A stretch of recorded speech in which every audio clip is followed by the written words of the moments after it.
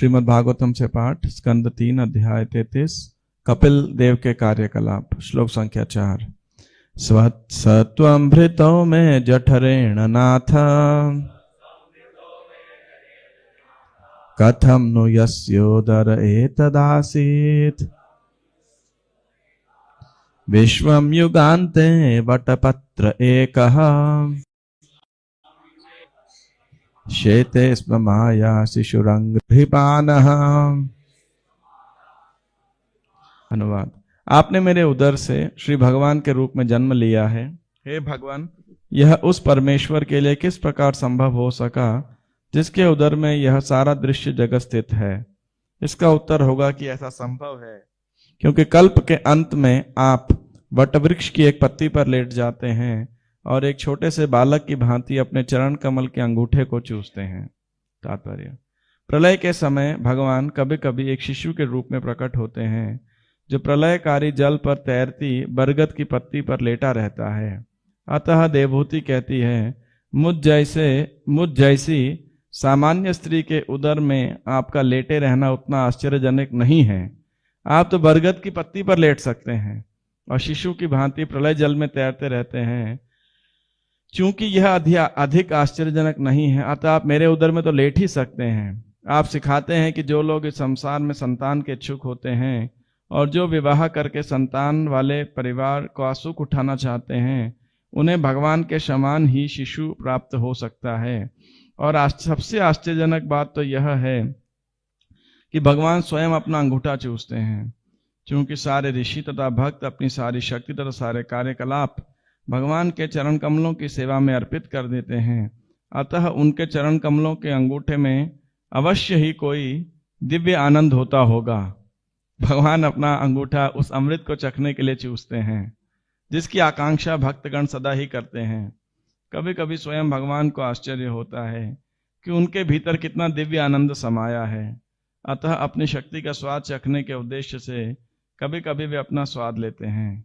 भगवान चैतन्य साक्षात कृष्ण हैं, किंतु वे एक भक्त के रूप में प्रकट होते हैं जिससे वे समस्त भक्तों में सर्वोपरि श्रीमती राधा रानी द्वारा पान किए जाने वाले मधुर रस का स्वाद प्राप्त कर सकें। हरे कृष्णा। तो आप सब भक्तों का हार्दिक स्वागत है। ये तीसरे स्कंद का 33वां अध्याय चल रहा है और ये अंतिम अध्याय है। पिछले लगभग 12-13 अध्यायों से हम भगवान कपिल देव, कर्दम मुनि, देवहूति इनके विषय में सुनते आ रहे हैं, चर्चा करते आ रहे हैं।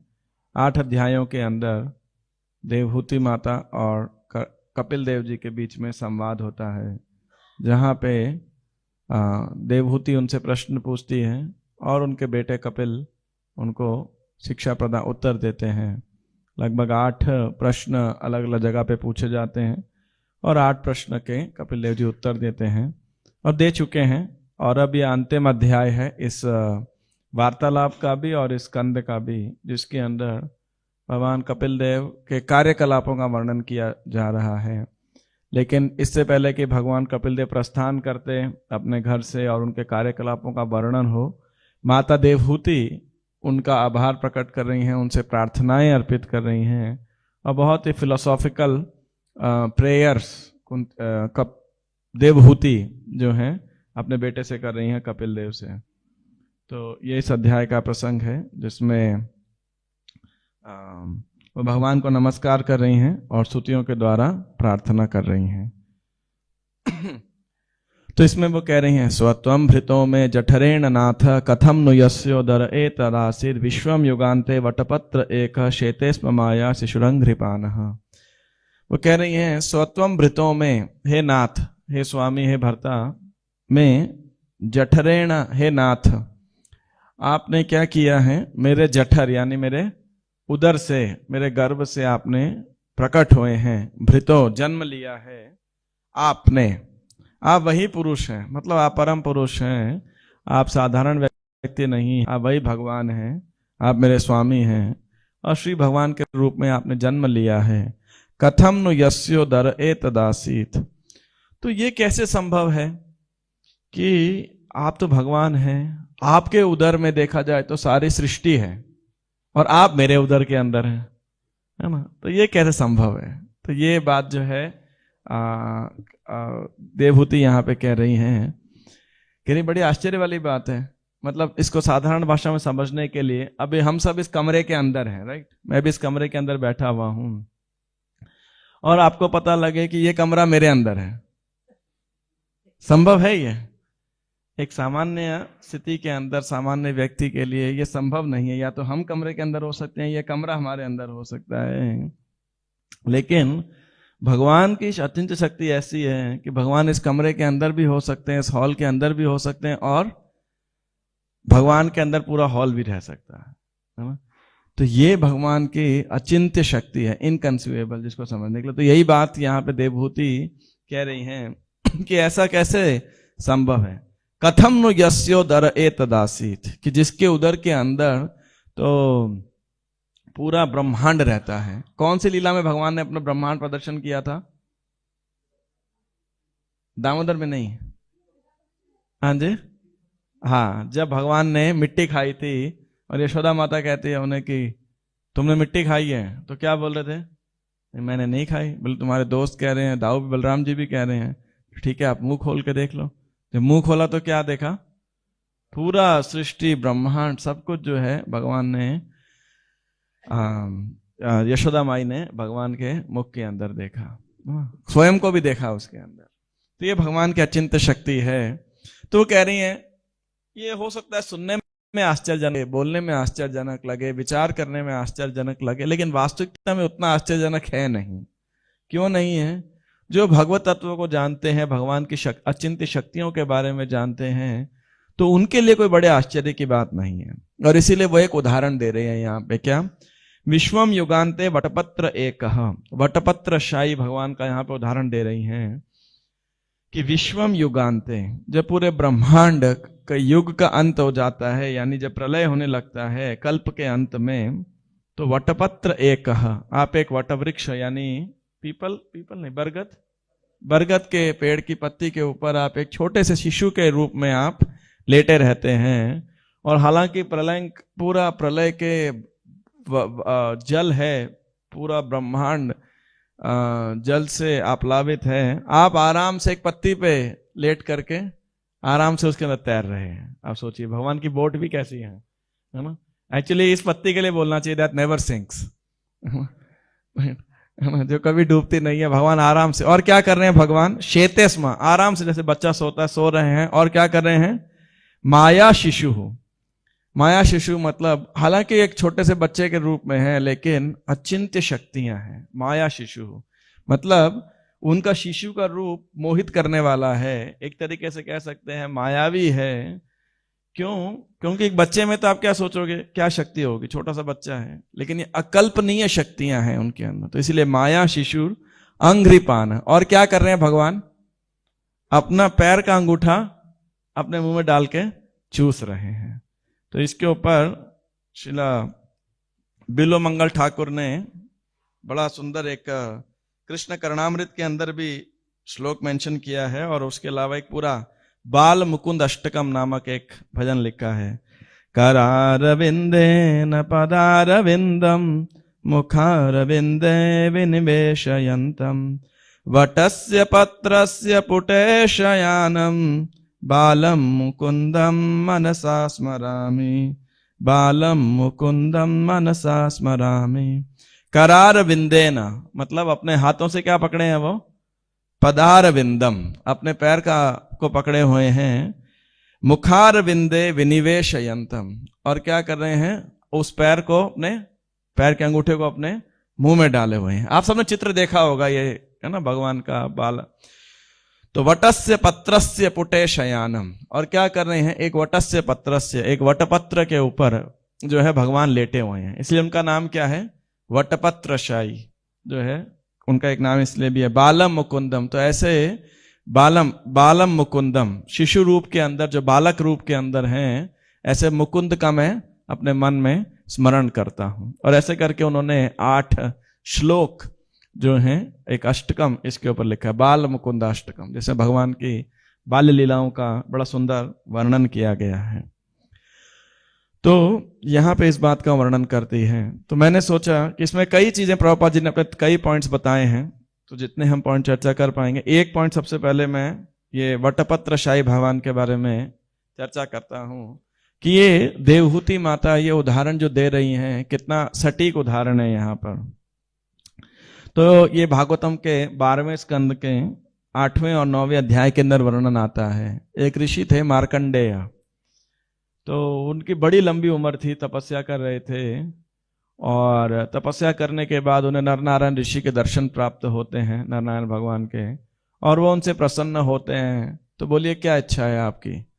तो ये उनकी स्तुति करते हैं और कहते हैं भगवान मैं आपकी माया का दर्शन करना चाहता हूं। तो भगवान जो है कहते हैं तथास्तु, सो बेट, जब तुम्हारी इच्छा है तो पूरी हो। लेकिन भगवान थोड़ा थोड़ा मुस्कुरा रहे थे। क्यों मुस्कुरा रहे थे? क्योंकि भगवान कह रहे थे अभी पता लगेगा तुम्हारी क्या हालत होने वाली है ना, कि जो पिटाई होने वाली है आपकी। ठीक है, आप चाहते हो तो मैं क्या मना करूं। तो इसीलिए भगवान इच्छा तो पूरी कर देते हैं। और फिर भगवान जो है नर नारायण ऋषि जो है, नरनारायण भगवान वहां से अदृश्य हो जाते हैं। और एक दिन क्या होता है, संध्या कालीन के समय जब मार्कंडेय मुनि पुष्पभद्रा नदी के तट पर संध्याकालीन पूजा कर रहे थे, तो बहुत तेज हवाएं चलने लगी और भयंकर शोर होने लगा। जय श्री श्री जगन्नाथ बल्ले सुभद्रा माई की जय, सुदर्शन जी की जय, श्री श्री रुक्मिणी द्वारकाधीश की जय, श्री श्री गौनिताय की, श्री प्रभुपाद की जय। तो और बिजली बरसने लगी और गर्जना होने लगी, और ऐसा बताया कि वर्षा कैसी थी, गाड़ी के जितने बड़े बड़े पहिए होते हैं ना, तो ऐसे ही मूसलाधार वर्षा होने लगी। और सभी दिशाओं में 4 महासागर प्रकट हो गए और प्रचंड लहरें आने लगी जो पृथ्वी की सतह को निगल गए। और इन महासागरों में भयानक मगरमच्छ थे, भयानक भंवरें थी और अमांगलिक गर्जन हो रहा था। तो फिर ऋषि ने, मार्कंडेय ऋषि ने अपने सहित ब्रह्मांड के सारे निवासियों को देखा, जो तेज वायु, बिजली के वज्रपात तथा आकाश से भी ऊपर तक उठने वाली बड़ी बड़ी लहरों से भीतर और बाहर से त्रस्त हुए जा रहे थे। और जैसे पृथ्वी पूरी जलमग्न हो गई तो वे हताश हो गए, भयातुर हो गए।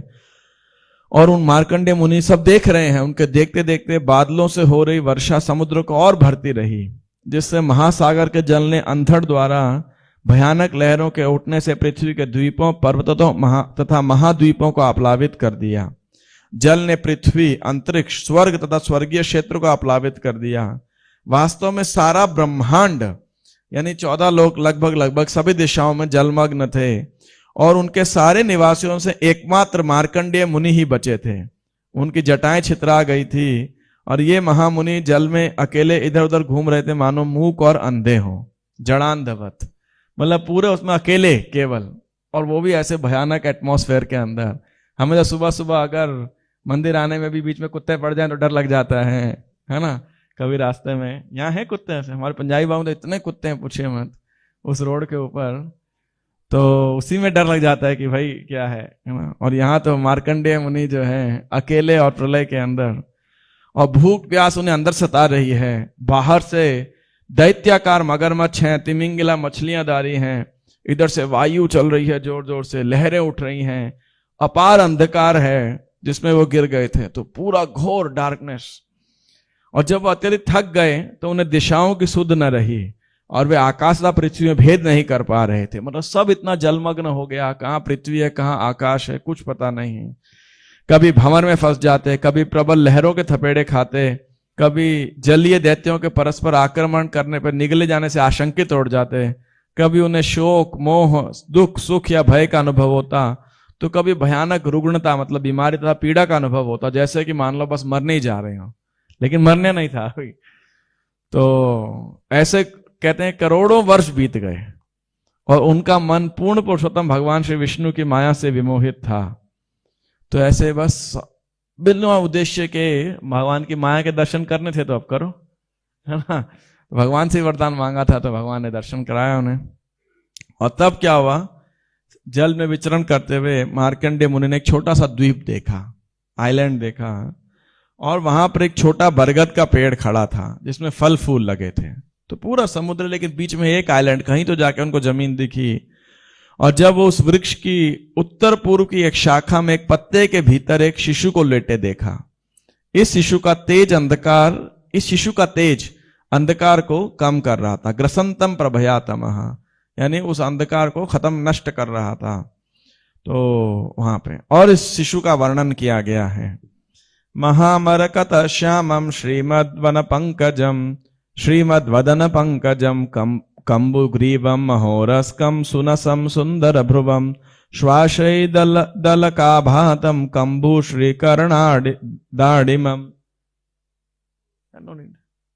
विद्रुमाधर भासे क्षोणायित सुधास्मितम पद्मगर्भारुणापांकम हृदयहासावलोकनम श्वासै जद्विलसं विघ्न निम्न नाभिदलोदरम चार्वलिंग्यां पाणिभ्याम उन्नीय चरणाम्बुजम मुखे निधाय विप्रेन्द्रो धयंतम वीक्ष्य विस्मितः।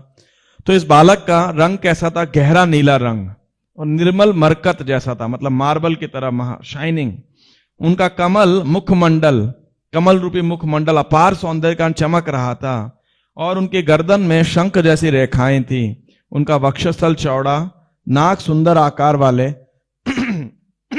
भौवें सुंदर तथा अनार के फूलों जैसे सुंदर कान थे, जिसके भीतर के वलन शंख के समान घुमाव वाले थे। उनकी आंखों के कोर कमल के कोष जैसे लाल रंग के थे और मूंगे जैसे होठों का तेज उनके मुखमंडल की सुधामयी मोहिनी मुस्कान को लाल लाल बना रहा था। जब वह सांस लेते उनके सुंदर बाल हिलते थे और गहरी नाभि उनके बरगद के पत्ते जैसी उदर की चमड़ी के हिलते बल्लों से वक्र हो जाती थी। वह ब्राह्मण श्रेष्ठ आश्चर्य से उस बालक को देख रहे थे और वह शिशु अपने एक चरण कमल को अपनी सुंदर सुंदर अंगुलियों से पकड़कर अपनी पादांगुली को अपने मुंह में डालकर चूसने लगे। तो ये उदाहरण देवहूति माता यहाँ पर दे रही है, जो भागवतम के 12 स्कंद के अंदर मेंशन आता है। और जैसे ही भगवान का ऐसा दर्शन किया तो क्या हुआ? ये इनकी पूरी थकान दूर हो गई।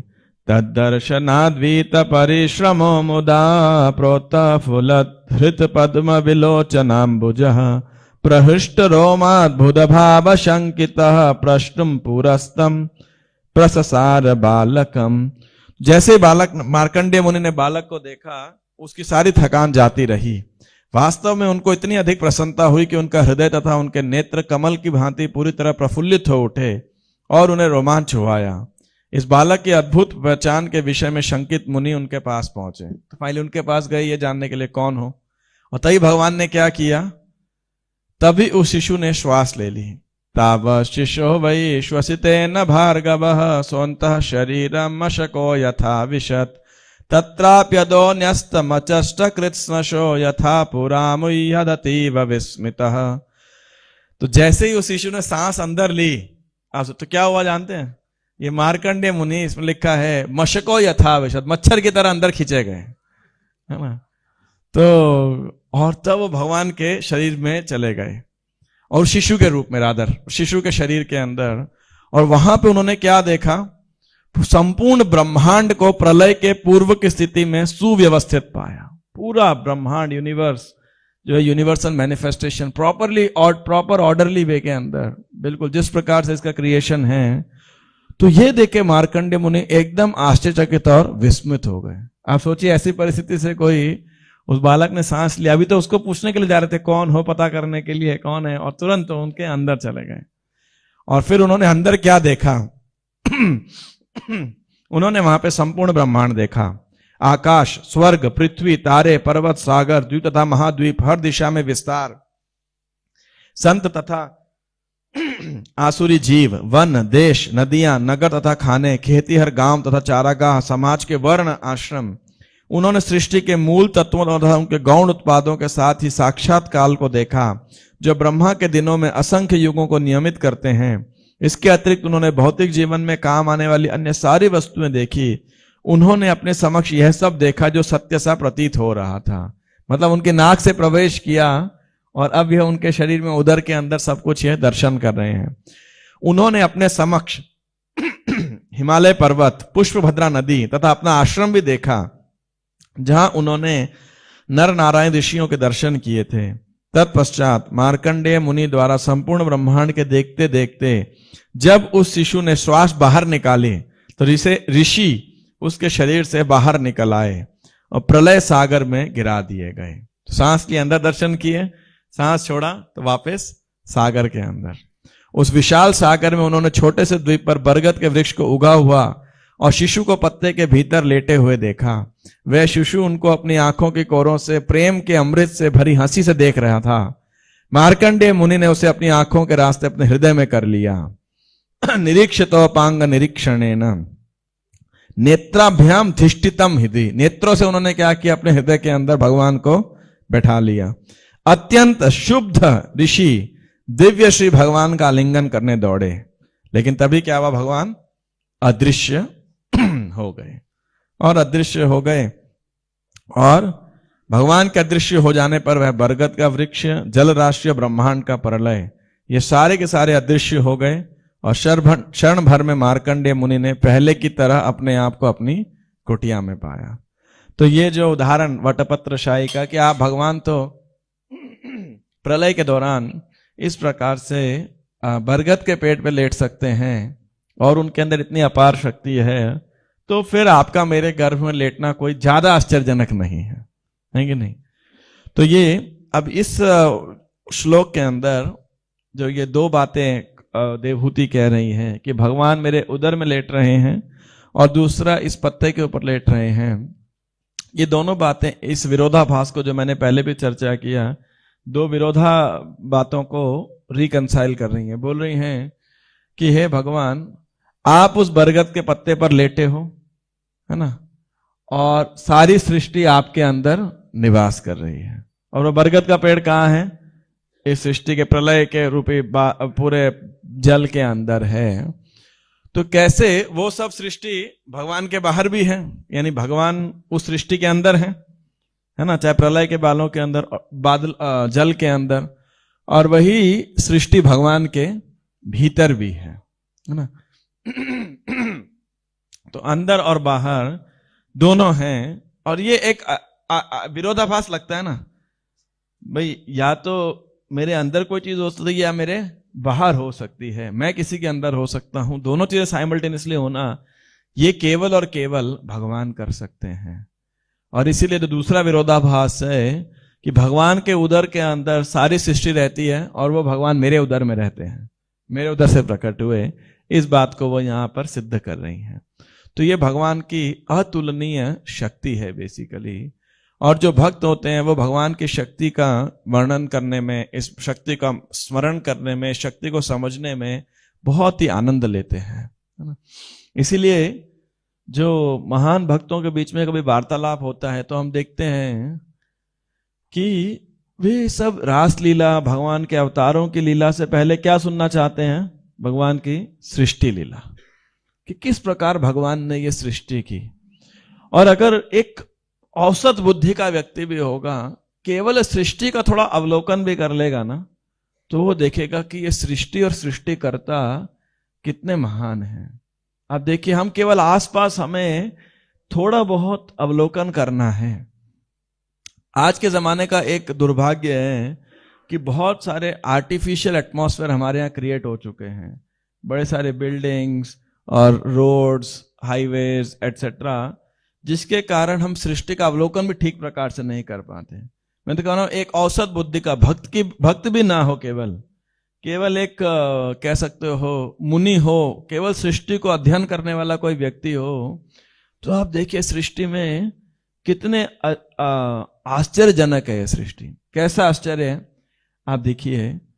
आप सब कभी ना कभी किसी पार्क में गए हो, जाते हैं राइट, पार्क में, जंगल के अंदर, आप देखिए मिट्टी वही है, सूर्य की रोशनी भी वही है और जल भी वही है, बस उसमें अलग अलग बीज डाले जाते हैं और अलग अलग पौधे, अलग अलग वृक्ष निकल के आ जाते हैं। आप देखिए जैसे ऑल्टर के अंदर आप देख रहे हैं, इतने सारे अलग अलग रंग के, अलग अलग खुशबू के फूल हैं, पीले हैं, सफेद हैं और रेड हैं, पिंक है। ऑफ कोर्स ऑर्किड को छोड़ दीजिए, उसमें तो नीचे से अलग से रंग भर देते हैं, तो there is again somewhat man made. लेकिन आप देखिए बाकी के अंदर इतने सारे पत्तियां हैं अलग अलग प्रकार की, light green, dark green, multi shades की पत्तियां हैं। ये सब कहां से उगी हैं? पृथ्वी से ही उगी हैं सब।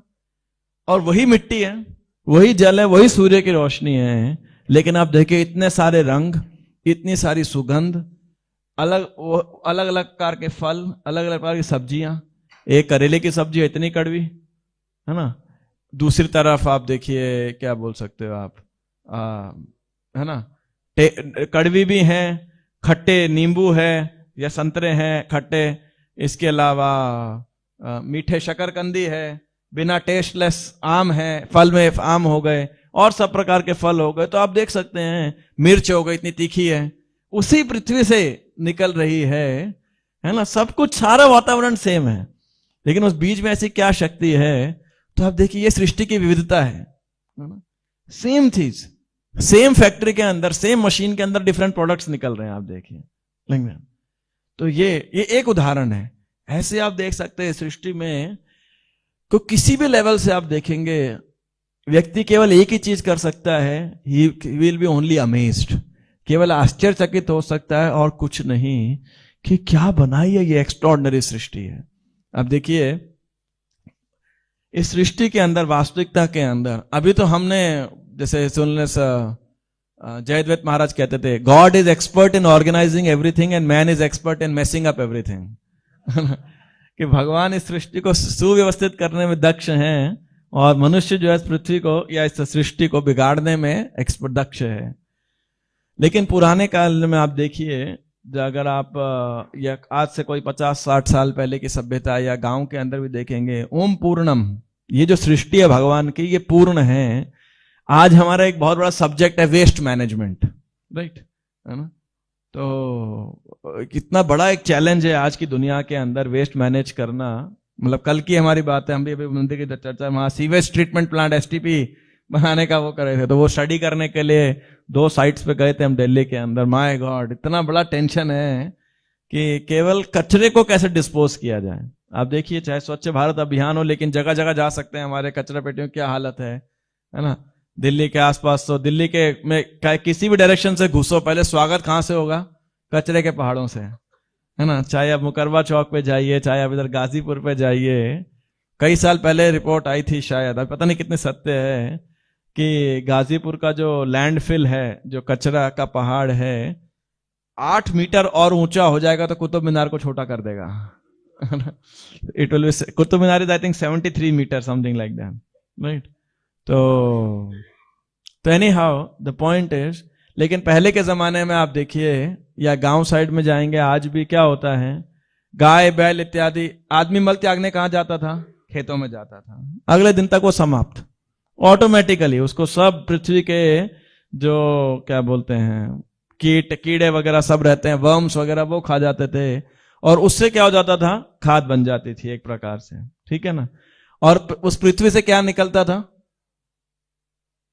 अनाज निकलता था, ठीक है। अब अनाज में से आपने गेहूं, दालें, मसाले, सब्जी, वो सब निकाल लिया, और जो अनाज का बचा हुआ पार्ट है, जो भी छिलका वगैरह है और फसल वगैरह है, वो कौन खा जाता है? वो सब जो मवेशी होते हैं, गाय, भैंस, बकरी और ये सब, ये खा जाते हैं, ठीक है ना। वो इंसान के लिए वेस्ट था, वो उनके लिए उनका इनपुट है, उनका फूड है वो, ठीक है। और चाहे मनुष्य का वेस्ट हो और चाहे किसी और जानवर का, खासकर कैटल का वेस्ट हो, वो क्या बन जाता था?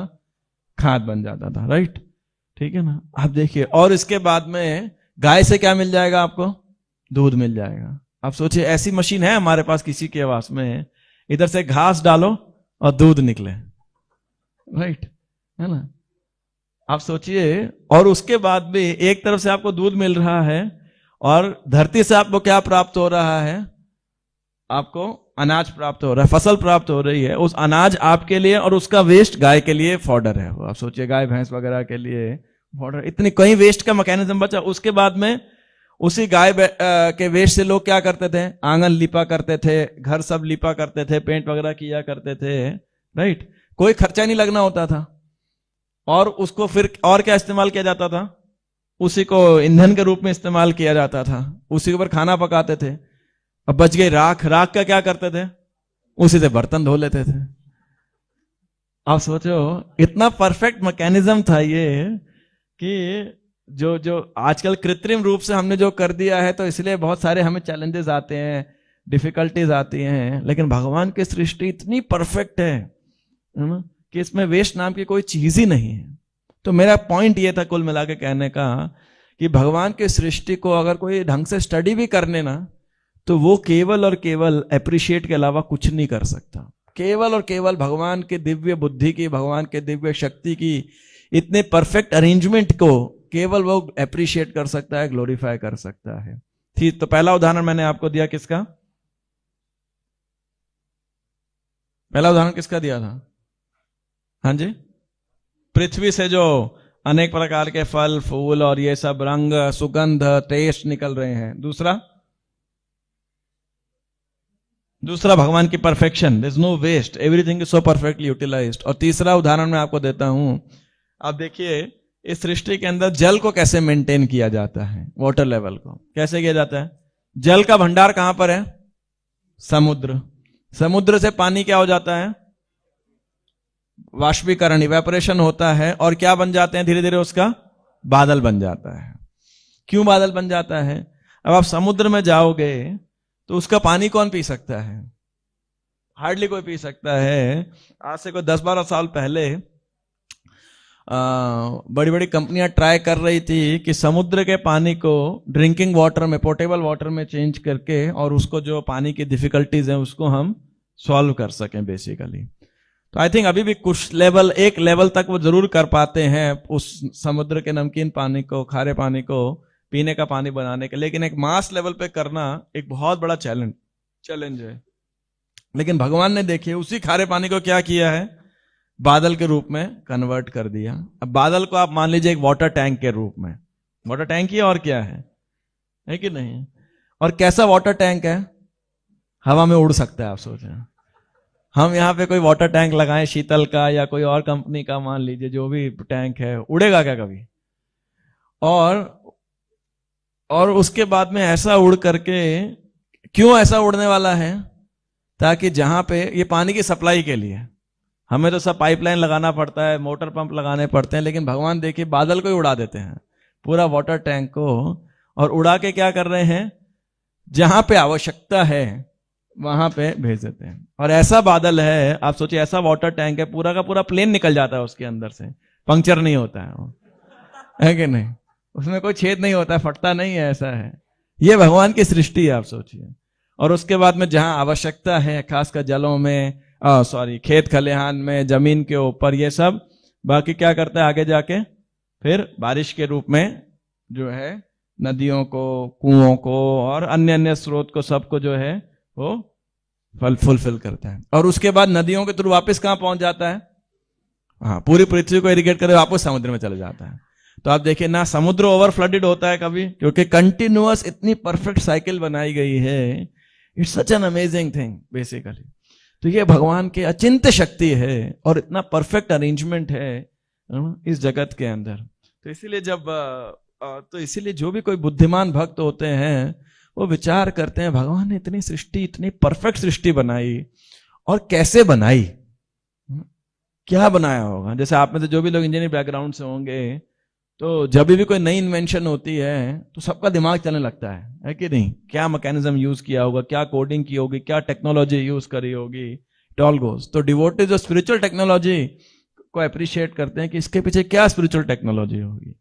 इसीलिए जब भक्तों के बीच में वार्तालाप होती है, श्रीमद् भागवतम में हम देखते हैं, तो वे भगवान के सृष्टि का वर्णन करने के लिए प्रार्थना करते हैं। खासकर विदुर जी मैत्रेय मुनि को किए थे, और तीसरे स्कंद में आपने खूब सृष्टि के बारे में चर्चा की होगी, और क्लास में बहुत नींद आती है उस समय जो सृष्टि लीला की चर्चा होती है, क्योंकि लगभग अधिकांश टॉपिक सर के ऊपर से जाते हैं, है कि नहीं? बाउंसर जाते हैं, लेकिन इतनी परफेक्ट अरेंजमेंट किस प्रकार से भगवान ने किया। तो भगवान के लिए कुछ भी कर पाना जो है वो मुश्किल नहीं है, वो कोई असामान्य नहीं है। It's not extraordinary for the Lord to do anything like that. तो कहने का अर्थ है कि भगवान की सृष्टि लीला, और दूसरा भक्त लोग भगवान की सृष्टि लीला को कैसे देखते हैं? Krishna, the devotees of the lord see this as a love letter of the lord for the जीवास, कि ये सृष्टि भगवान का प्रेम की अभिव्यक्ति है, कि ये इतना परफेक्ट अरेंजमेंट किया क्यों है। मतलब भगवान वेले बैठे थे, दिमाग खराब था, चलो कुछ भी कर दिया, है ना।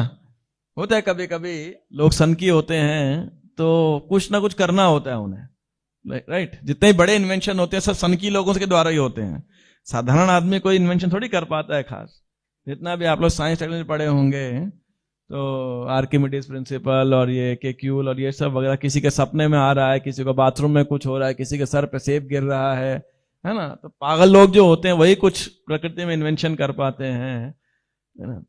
तो ऐसा तो नहीं था कि भगवान सन की थे, कुछ सनक चढ़ी थी, कुछ कर दिया क्रिएट, चलो शक्ति थी, टाइम पास करना था, बहुत अधिक टाइम था, बोर हो रहे थे, कुछ कर दिया। नहीं, भगवान कुछ करते हैं तो पूर्ण उद्देश्य के साथ करते हैं। तो वो क्या उद्देश्य है?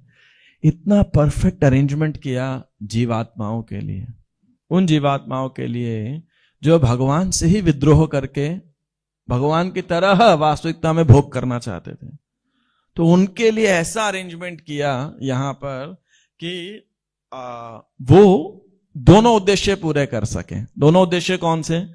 एक तो अब जो उनकी इच्छा थी भोगने की, उसके लिए सारी सुविधा क्रिएट की कि ठीक है भोग सके वो, और साथ ही साथ दूसरा क्या है उनकी जो भोगने की दूषित इच्छा है वो रेक्टिफाई हो सके, वो शुद्ध भी हो सके। तो भगवान ने इस प्रकार से इस सृष्टि का इतना परफेक्ट संयोजन किया है कि लोग भोग भी कर सकें और शुद्ध हो सकें। भोग करने के लिए भगवान ने क्या किया? 84 लाख योनियां बना दी। क्यों बना दी? किसी को आइडिया ही है 84 लाख योनियां क्यों बनाई? इतनी सारी योनियां क्यों बनाई? 10, 20, 50 भी बना लेते, इतनी ज्यादा वैरायटी की क्या आवश्यकता थी? क्यों? क्योंकि जीवों की अनगिनत इच्छाएं थी, तो हर इच्छा जैसे जैसे इच्छा वैसे वैसे योनि बना दी है। चलो भाई, जमीन पर चलना है, पानी में स्विमिंग की इच्छा है, उड़ने की इच्छा है, किसी का खून पीने की इच्छा है ना, खड़े रहने की इच्छा है बिना कपड़ों के, मतलब हर प्रकार की जैसी भी इच्छाएं हो सकती है ना, वैसी योनियां बना दी भगवान ने। तो भोग करने की सुविधा प्रदान कर दी, और साथ में क्या कर दिया? बराबर इस दुनिया में क्या दे दिया? कष्ट भी दे दिया। तो आनंद के लिए सुविधाएं प्रदान कर दी, साथ साथ क्या दे दिया? कष्ट का आयोजन जो है बैलेंस भी कर दिया, ताकि व्यक्ति क्या करे? बाहर निकलने का उसको एक प्रेरणा भी प्राप्त होता रहे। तो इसीलिए ये जो भगवान जो है एक आश्चर्यजनक भगवान की ये शक्ति है, शक्तियां हैं रादर। तो ये कुछ उदाहरण जिसके द्वारा भगवान की प्रकृति को समझ सकते हैं। 3 उदाहरण मैंने एसेंशियली दिए बेसिकली, और भी आप अगर स्टडी करेंगे तो अनेकों उदाहरण प्राप्त हो सकते हैं, अनेक उदाहरण। और एक लेमैन, आपको कोई ज्यादा इसके लिए वैज्ञानिक होना या शोधकर्ता होने की आवश्यकता नहीं है, सिर्फ एक कॉमन सेंस भी थोड़ा अप्लाई करेंगे तो हम देख सकते हैं this creation has extraordinary uncommon sense of the Lord.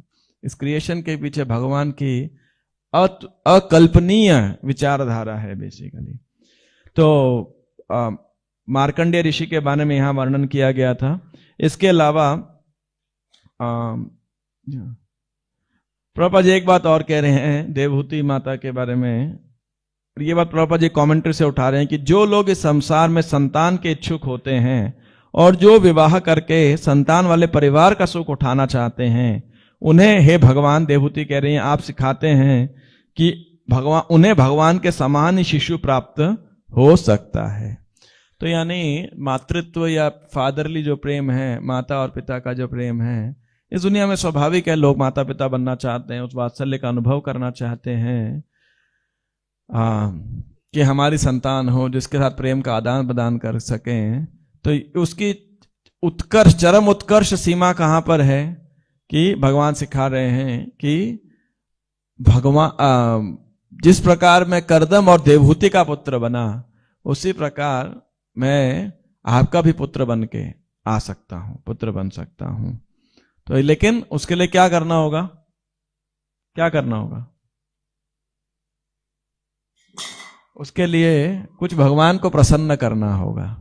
अब देवहूति ने कुछ भगवान को प्रसन्न किया था? कोई ऐसा वर्णन नहीं आता है, ऐसा कोई वर्णन नहीं है कि देवहूति मंगल आरती जा रही थी, 16 माला रोज कर रही थी, भागवतम क्लास में बैठ रही थी, ऐसा कोई मेंशन नहीं है। श्रीमती देवहूति के बारे में, उनका बड़ा सौभाग्य था। क्या सौभाग्य था? कि उनके कर्दम मुनि से विवाह हुआ था। और ये मैच मेकिंग किसने किया था? स्वयं भगवान ने किया था। क्यों? कर्दम मुनि ने ब्रह्मा जी की आज्ञा से कई साल तक, कई हजार साल तक तपस्या उठाई बिंदु सरोवर के पास जाके, और भगवान इतने प्रसन्न हो गए उनकी ऑनेस्ट तपस्या से। और जब भगवान प्रकट होते हैं तो नॉर्मली वर्णन आता है, भगवान अपने 4 हाथ में क्या लेके प्रकट होते हैं? चतुर्भुज में शंख, चक्र, गदा और पद्म, कमल का फूल।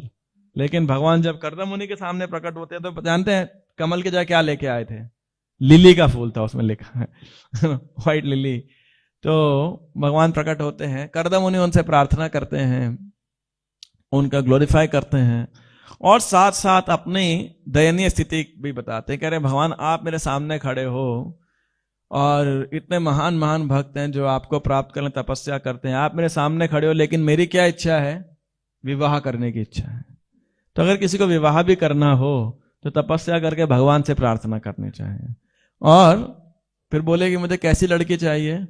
जो मेरे अनुरूप हो, बेसिकली जिसका कंपैटिबिलिटी हो, बेसिकली यू नो, जो मेरे को तपस्या आगे ब्राह्मण का मेरा जो कर्तव्य है वो करने में सहयोग दे सके। तो भगवान बोले मैं तो जानता हूं तुम्हारी इच्छा और पहली अरेंजमेंट कर चुका हूं। आज से 2 दिन बाद या 3 दिन बाद में, 2 दिन बाद में स्वयंभू मनु अपनी लड़की को लेकर के आएंगे और उसका हाथ तुम्हें देंगे। उसका क्या नाम है? देवहूति। तो कर्दम मुनि की तो इतनी इच्छा थी, लेकिन भगवान कर्दम मुनि की तपस्या से और उससे भी ज्यादा उनकी ऑनेस्टी से इतने प्रसन्न हो जाते हैं, कहने ना तुम्हारी शादी होगी देवहूति से, क्या होगा? मैं तुम्हारे पुत्र रूप में उत्पन्न होऊंगा। कर्दम मुनि तो मांगा भी नहीं था, ऐसा है। तो देवहूति का विवाह होता है कर्दम मुनि के साथ में। और देवहूति का जो सबसे बड़ा सौभाग्य था और सबसे बड़ी अपॉर्चुनिटी वो क्या थी? उनकी कर्दम मुनि के साथ में अटैचमेंट। उन्होंने बताया कर्दम मुनि की इस प्रकार से सेवा की जिस प्रकार पार्वती शिव जी की करती है ना, विश्रम्भेण गौरवेण। और कह रहे हैं कि बहुत आत्मीयता के साथ में अपने मन इंद्रियों कंट्रोल में करते हुए और दिन रात सेवा में किया। अपने शरीर का भी ध्यान नहीं रखा उन्होंने, अपने आलस्य को, अपने अहंकार को कि मैं तो राजकन्या हूं, सब त्याग करके बिल्कुल एक ऑर्डिनरी दासी के रूप में उनकी सेवा करती थी। और कर्दम मुनि कैसे संत थे? कर्दम मुनि ऐसे संत थे कि एक बारी समाधि में गए तो टाइम का पता ही नहीं उन्हें। जैसे मान लो कभी कभी कोई स्पीकर होते हैं ना, चलो इधर तो आपने 2-2 घड़ी लगा रखा है, उनको घड़ी का कोई फर्क नहीं पड़ता है, और कथा बोलते जाते बोलते, स्पीकर लोग सोच रहे होते हैं कब खत्म करेंगे, कब खत्म करेंगे। कभी कभी ऑडियंस भी भूल जाते हैं कि भाई कोई टाइम है। तो कर्दम मुनि ऐसे थे, मतलब एक बार माला में हाथ डाला, हरे कृष्णा कृष्णा कृष्णा हरे हरे, हरे राम राम राम हरे। कहने का मतलब है तपस्या में गए तो भूल गए, उसके बाद माला कितना 1 घंटा 2 घंटा 4 घंटा 1 दिन 2 दिन हफ्ता चला गया पता नहीं। और देवहूति जो भी लकड़ी वकड़ी इकट्ठी कर रही है, आश्रम की सफाई कर रही है, सब आयोजन कर रही है। तो ऐसे कई दिन बीत गए, कई हफ्ते महीने जितने भी। एक दिन कर्दम मुनि ने आंख जब खोला तो नोट किया, ये कौन है? इससे तो शादी नहीं किया था, कोई और लड़की थी जिससे शादी की है। ये इतनी दुबली पतली मैली कुचली, बाल नहीं बनाया हुआ, कोई श्रृंगार नहीं किया हुआ, कौन है ये? तो समझी तो देवहूति है। तो बहुत प्रसन्न हुए कि आपने अपने शरीर की भी परवाह नहीं करी, यू नो। और तो सब चीजें सोचो, खाली सेवा में इतने रत रहे। तो बोले मैं आपसे इतना प्रसन्न हूं, क्या प्रदान करता हूं? भगवत प्रेम। Take this love of godhead. Devahuti ने सिर्फ एक महान वैष्णव की, एक महान भक्त की सेवा की थी। यस्य प्रसादात भगवत प्रसादो यस्या प्रसादा नगति कुतोपि। देवहूति ने भी कुछ नहीं मांगा था, सिर्फ प्रसन्न हो गए। तो देवहूति ने क्या किया? कर्दम मुनि ने उनको बोला भगवत प्रेम ले लो। लेकिन देवहूति भी, कर्दम मुनि ने पहले ही बोला था भगवान को कि मेरे समान होना चाहिए। इनके सामने भगवान तो कह रहे नहीं, ब्रह्मा जी की आज्ञा है, मुझे तपस्या करे गृहस्थ आश्रम में जाना है। तो देवहूति भी क्या बोली? बोली भगवत प्रेम बाद में, पहले क्या चाहिए? पति का प्रेम चाहिए, दाम्पत्य प्रेम। First love of godhead, later on first love of husband. Very honest she expressed. और कर्दम मुनि तब समझ गए कि हाँ, इन्हें संतान प्राप्ति की इच्छा है। और फिर आप सबने उस विषय में पढ़ा रहेगा, कर्दम मुनि और देवहूति के दाम्पत्य जीवन के बारे में, और 9 कन्याएं होती हैं और बाद में भगवान कपिल देव प्रकट होते हैं। तो कहने का अर्थ है यहाँ पर कि ये उनके गृहस्थ जीवन की बात है कि यदि कोई संतान भी चाहता है तो भगवान कह रहे हैं कि मैं उनके संतान रूप में प्रकट होता हूं। और अंतिम बात यहाँ पर कि भगवान भी कभी कभी सोचते हैं कि मेरे चरणों में ऐसा क्या है, कुछ तो होगा जो मेरे भक्त सदैव मेरे चरणों की उपासना करते रहते हैं, चरणों की प्रार्थना करते रहते हैं, चरणों का आश्रय ग्रहण करते हैं। अयि नंद तनुज किंकरम पतितम माम विस्मय भवाम बुधौ कृपया तव पाद पंकज सित धूलि सदृशम विचिंतया, कि आप अपने चरण कमलों की धूलि का कण मुझे बना लीजिए। तो कहने सब भक्त लोग क्या चाहते हैं, मेरे चरण कमल में ऐसा क्या है कि भक्त लोग उसे चाहते हैं इतना अधिक। और भक्तों को क्या प्राप्त होता है वहां पे, भगवान की आश्रय शक्ति, बेसिकली सुरक्षा जो है। प्रभुपाद जी चौथे स्कंद के 22वें अध्याय के 39वें वर्ष में बता रहे हैं, यत्पाद पंकज पलाश विलास भक्त्या कर्माशयम ग्रथितम उद्ग्रथयन्ति सन्तः तद्वन्न रिक्त मतयो यतयोपि रुद्ध स्त्रोत्रो गणस्तमरणम भजवा सुदेवम। तो यहां पे बताया गया जो भक्त जन नित्य ही भगवान के चरण कमल के अंगुष्ठों की सेवा में रत रहते हैं, वे सकाम कर्म की जोर से बंधी गांठ जैसी इच्छाओं को सरलता से लांघ जाते हैं। आगे और भी है। तो कुल मिला के तो यहाँ पे बताया है कि इसमें प्रभुपाद जी भगवान के चरण कमलों के बारे में बताते हैं कि हाँ, भगवान के चरण कमलों के अंगूठों के संरक्षण में, सॉरी एक लाइन और कहीं था कि बेसिकली हाँ, अंगूठा जो है भगवान के भक्तों को भौतिक इच्छाओं से प्रोटेक्ट करते हैं बेसिकली। इसीलिए जो भक्त हैं भगवान के चरण कमल की शरण ग्रहण करना चाहते हैं। तो अनेक भजन है जहां पे हम भगवान के चरण कमल की उपासना करते हैं। इवन रोज सुबह हम बोलते हैं वंदे गुरु श्री चरणारविंदम या श्री गुरु चरण पद्म, है ना। तो भगवान के चरण कमल की आश्रय ग्रहण करना या आश्रय प्राप्त करना द सेफेस्ट पोजीशन। इस दुनिया में हम सब सिक्योर होना चाहते हैं, सुरक्षित रहना चाहते हैं, तो भगवान के चरण कमल जो है वो सर्वाधिक सुरक्षित स्थान है। और इसीलिए भगवान सोचते हैं इसमें इतना क्या आनंद है, तो चलो मैं भी चखता हूं इसे। इसीलिए भगवान क्या करते हैं, चक्रवर्ती ठाकुर बताते हैं, प्रभुपाद जी भी इसे थोड़ा तरीके से बताते हैं, नॉट उतना एक्सप्लिसिट वे के अंदर, कि भगवान क्या करते हैं, इसलिए उस बालम मुकुंदम, भगवान उस शिशु का रूप धारण करते हैं और उस अंगूठे को मुंह के अंदर चूसते हैं। तो कुल मिला के हमने जो आज के विषय में चर्चा की कि भगवान देवहूति माता कह रही हैं कि भगवान मेरे उदर में थे और भगवान के उदर में सारी सृष्टि है, तो ये कैसे संभव है। और वटपत्र शाही कि भगवान बरगद के पेड़ के पत्ते के ऊपर किस प्रकार शिशु रूप में लेटे हुए हैं। और मार्कंडेय ऋषि की कथा से हमने चर्चा की भगवान की माया के विषय के अंदर। और साधारण रूप से हम एक साधारण व्यक्ति भी सृष्टि के अंदर कैसे भगवान की शक्ति का अनुभव कर सकता है। तो हमने उदाहरण दिया था पृथ्वी में कैसे अलग अलग रूप, रस स्पर्श, गंध और टेस्ट इत्यादि उत्पन्न होते हैं। दूसरा हमने उदाहरण दिया था किसका, कि हाँ जी, हाँ, परफेक्ट, भगवान की सृष्टि की परफेक्शन। और तीसरा एरोप्लेन का, बेसिकली वाटर भगवान किस प्रकार से इसके अंदर इतना सिस्टमैटिक, इतना परफेक्ट अरेंजमेंट है। और हमने चर्चा किया कि भगवान के विवाह करके जो संतान प्राप्त करना चाहते हैं, तो भगवान कह रहे हैं, देवहूति माता कह रही हैं कि मेरी तो कोई योग्यता नहीं थी, मैं तो एक ordinary, I am ordinary women, still you are born as my child, my son. तो आप जब मेरे गर्भ से आप उत्पन्न हो सकते हो, तो शायद आप किसी भी माता पिता के संतान के रूप में प्रकट हो सकते हो, ऐसा देवहूति माता कह रही है। और अंतिम भगवान के चरण कमल का आश्रय और भगवान के चरणों के अंगूठे का जो रसपान किस प्रकार भक्त करते हैं और स्वयं भगवान भी करना चाहते हैं। ग्रंथराज श्रीमद् भागवतम की जय, श्री कपिल भगवान की जय, निताय गौर प्रेमानंदे, हरे हरे बोल। तो कोई टिप्पणी हो, कोई प्रश्न हो, कोई करेक्शन हो? यस माता जी।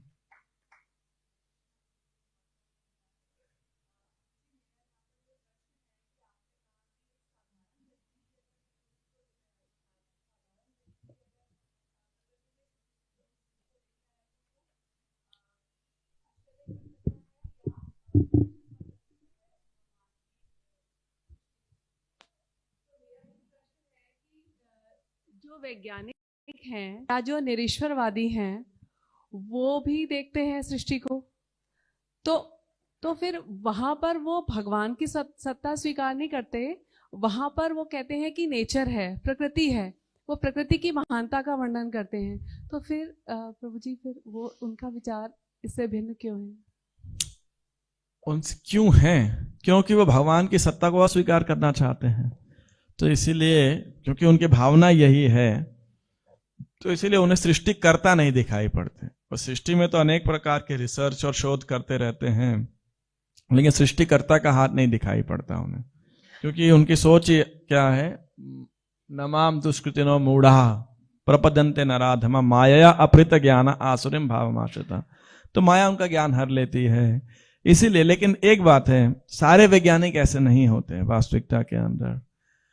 इनफैक्ट बहुत सारे वैज्ञानिक ऐसे होते हैं। इनफैक्ट आज के वर्तमान युग के अंदर with something called intelligent design movement, IDM, बहुत सारे रिसर्चर्स हैं, साइंटिस्ट हैं, जो इस बात पे पूर्णतः विश्वास रखते हैं कि सृष्टि के पीछे बना इतना परफेक्ट अरेंजमेंट है, इसके पीछे कोई ना कोई तो है। तो असली वैज्ञानिक जो हुआ करते थे, या प्राचीन काल के जो वैज्ञानिक हुआ करते थे, जो बिल्कुल न्यूट्रल तरीके से सृष्टि की स्टडी करते थे, many of them will come to conclusion कि इसके पीछे एकदम एक्सपर्ट हाथ है, इसके पीछे कोई एक्सपर्ट हाथ है। दुर्भाग्य क्या है कि इवन ऐसी साइंस के बारे में भी हमें पढ़ाया नहीं जाता। We have a very biased science which is being taught basically like that. तो ये एक बहुत बड़ा, मतलब कह सकते हैं कि इवन मतलब even in the intellectual circle, आप में से कोई है या PhD या ऐसा कुछ, आई मीन इंटेलेक्चुअल वर्ल्ड्स हैं? अच्छा अच्छा, यू आर अ PhD निरीश्वरवाद। ओके, इन मोनिज्म निरीश्वरवाद। और ओके, ये जो सांख्य और नहीं, योग, मीमांसा और या अच्छा, चारवाक डजंट कम इन षड दर्शनस। तो भारत के 9 दर्शनस जो उसके अंदर आता है, जैन इत्यादि। तो खैर ये तो वैदिक एथिज्म है सारे के सारे, ऑल 6 ऑफ देम जो षड दर्शन है। ये इनमें से एक वेदांत को छोड़ दें तो बाकी 5 तो 100% वैदिक एथिज्म है बेसिकली। लेकिन पॉइंट ये मैं आपको कह रहा था क्या, हाँ, यदि आज के जमाने के अंदर इंटेलेक्चुअल वर्ल्ड के अंदर आप एक पेपर पब्लिश करोगे, मान लीजिए पेपर थीसिस, और उसको पब्लिश करने जाएंगे, और अगर वो रिसर्च, आपका जो पेपर है, आपकी रिसर्च है, आपका थीसिस सपोर्ट नहीं करता है किसी प्रॉफिटेबल इंस्टीट्यूशन को, या उससे कॉन्ट्ररी होगा, it won't get published, it will be suppressed basically. तो the whole world is run by capitalist these days basically. आज पूरी की पूरी सरकारें हो, चाहे क्षत्रिय पॉलिटिकल सिस्टम हो हमारा, beat America, beat India, beat any practically any place of the world, और उसी प्रकार से जो इंटेलेक्चुअल वर्ल्ड है, it is also governed by that. इसीलिए आप देखिए बहुत सारे साइंटिस्ट दे नो कि जो हो रहा है वो गलत हो रहा है, लेकिन विरोध नहीं कर सकते इसका बेसिकली, चाहे वो सामाजिक स्तर पे हो या इवन आध्यात्मिक स्तर के ऊपर भी हो। That's my understanding so far. They right in their books, but उनके बुक्स को बढ़ावा नहीं दिया जाता, प्रमोट नहीं किया जाता, एटसेट्रा। लाइक सेक्युलरिज्म के नाम पे भी अगर देखा जाए, एक दृष्टिकोण से मैं कह रहा हूं, तो सेक्युलरिज्म मीन्स यहाँ पे क्या हो रहा है, आप किसी भी धर्म को फॉलो कर सकते हो। Okay, that means you teach all the religions, let people follow what they want.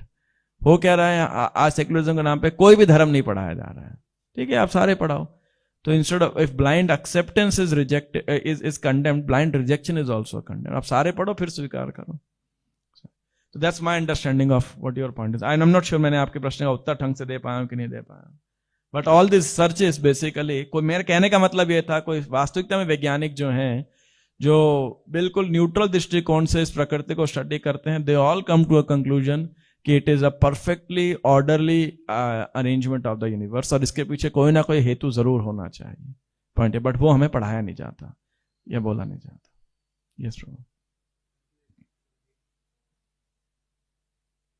Relating the Srishti Leela with रस of Lord, प्रभु जी जैसे ऑनेस्टी की बात की आपने, ऑनेस्टी इन डिजायर्स, करदम मुनि के केस में भी, देवहूति माता जी के केस में भी, तो अगर वो हम अपने उसमें अगर अप्लाई करते हुए देखें, तो वी एस्पायर फॉर अहेतु की अप्रतिहता भक्ति, बट सेम टाइम उसमें क्या होता है कि we leave that honesty part. एक तो है कि हम यही मानना छोड़ दिया कि एक्चुअल में मेरी स्थिति ये है but I am aspiring for this, और दूसरे में ये होता है कि बट उनके केस में हम देख रहे हैं वो ये तो मान रहे हैं कि हम इसके लिए एस्पायर कर रहे हैं और ये कर रहे हैं, but they still they want कि ये भी चाहिए, कि अगर शुद्ध भक्ति चाहिए, भगवान का प्रेम चाहिए, लाइक देवहूति मदर सेड कि उससे पहले पुत्र भी चाहिए हमसे।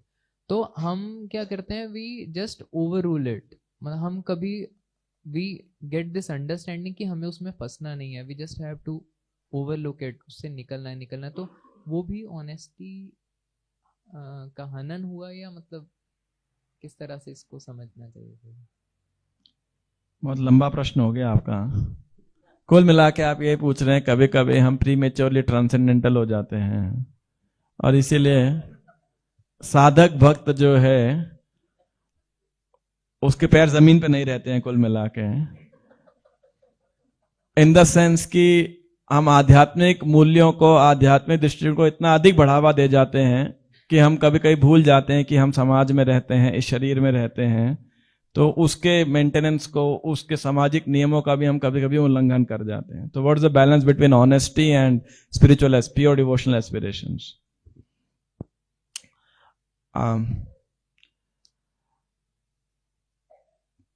I have a very strange opinion on this.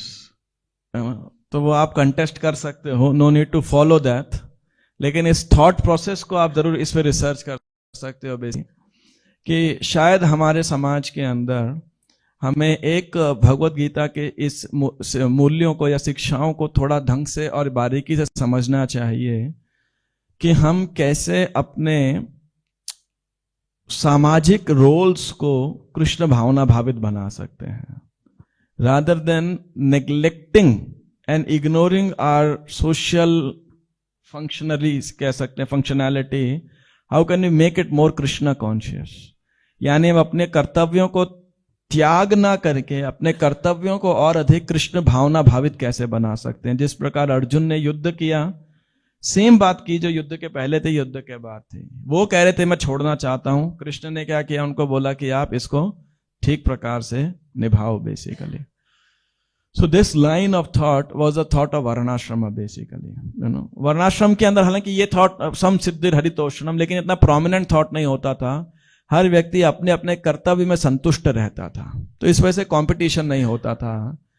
Means कहने का अर्थ है, जंगल में अगर आप भाई गधे को क्या बना सकते हो, आप क्या बना सकते हो बताओ, और घोड़े को क्या बना सकते हो? हाँ, आप गधे को बेटर गधा बना सकते हो, घोड़े को बेटर घोड़ा बना सकते हो, राइट। लेकिन गधे को घोड़ा बनाने का प्रयास क्या होगा, वो गलत होगा। तो ऐसा बनाओ कि गधा भी भगवान की सेवा के लिए बोझ उठाए, घोड़ा भगवान के लिए दौड़े, तो वो परफेक्शन है। लेकिन गधे को घोड़ा बनाना ना, वो गलत हो जाएगा। मैं एक बहुत एक ग्रॉस उदाहरण दे रहा हूं। So best thing is, instead of negating our duties, we should also learn how to channelize and make them fully Krishna conscious basically, you know।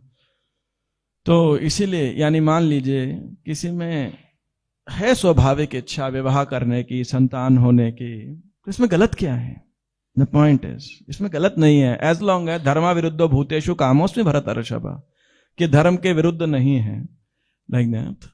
Better do it in a very Krishna conscious way, उसको कृष्ण भावना भावित तरीके से किया जाए, artificially ना किया जाए, है ना।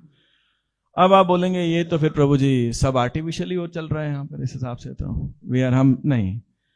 जो हम करने का प्रयास कर रहे हैं वो है हरे कृष्ण महामंत्र की शक्ति है, जिसके द्वारा हम अपनी इस कलयुग के अंदर भी इंद्रियों का निग्रह कर पा रहे हैं।